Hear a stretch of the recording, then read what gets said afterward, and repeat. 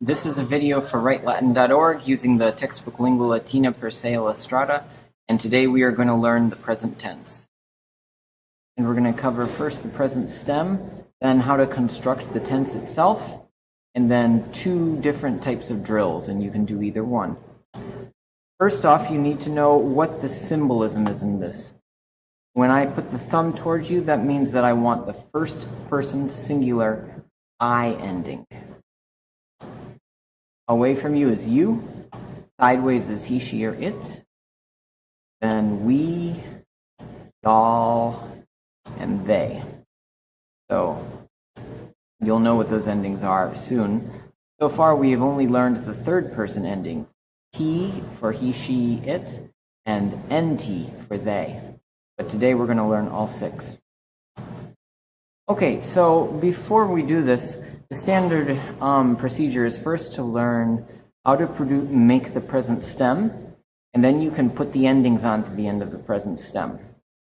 Now, I'm going to give you a formula here, and it's very confusing, so I recommend that you actually tune me out, because this is the old way of doing things, and it's unnatural and complex, and I will give you a simpler shortcut afterwards, which I recommend that you use instead.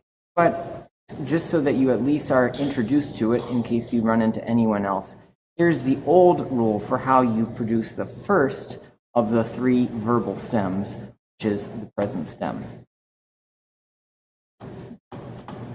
So in the old school, they would say, well, you take the 5 conjugations and you divide them in half. The first 2 conjugations have a separate rule from the last 2 conjugations. So we've got first, second, third, third IO, and fourth. And so they would say for first and second conjugation, you take the second principal part and remove the RE, and that's your present stem. That was the standard rule. And then for the last 2 conjugations, you take the first principal part and remove the O. Okay, now this was complex because when you're trying to think this, you have to first decide, okay, I have this verb here, ago, agere. Which conjugation is it? And you have to stop and figure out which of these conjugations it is.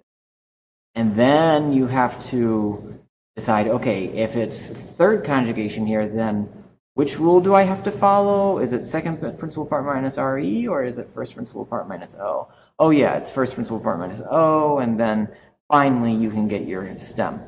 Obviously nobody did this in real life in ancient times. They didn't do this. So a much simpler shortcut is simply to remember that the first conjugation is long A verbs, and so its stem will include everything up to and including the long A. Second conjugation is long E verbs, so its stem will include everything up to and including the long E. Third conjugation is nothing verbs, because there is no vowel here at the end of the stem. Third IO is short I verbs, because it has a short I at the end of the stem. And lastly, fourth conjugation is long I verbs. So it goes long A, long E, nothing, short I, long I. Now you don't see a long I here, but you will in a second. And there is already one right there.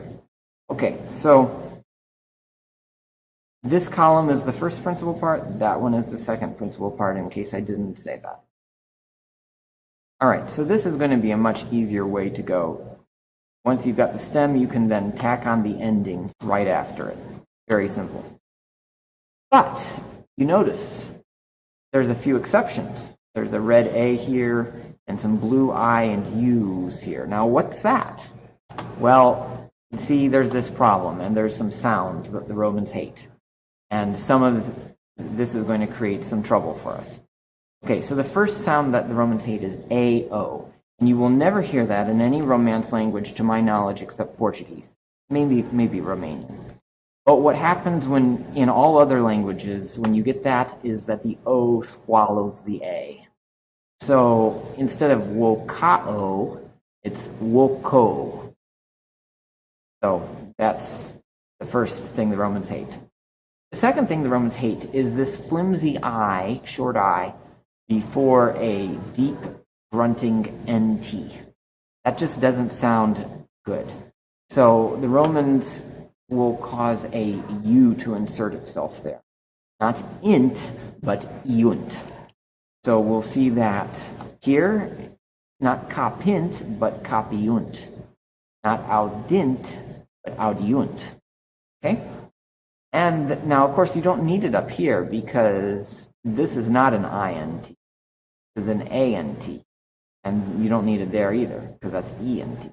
And then the last thing that the Romans hate is when you have things that are in two separate syllables and no vowel smoothing over the transition between them. They hate cods or cods. That sounds German. It doesn't sound Latin at all.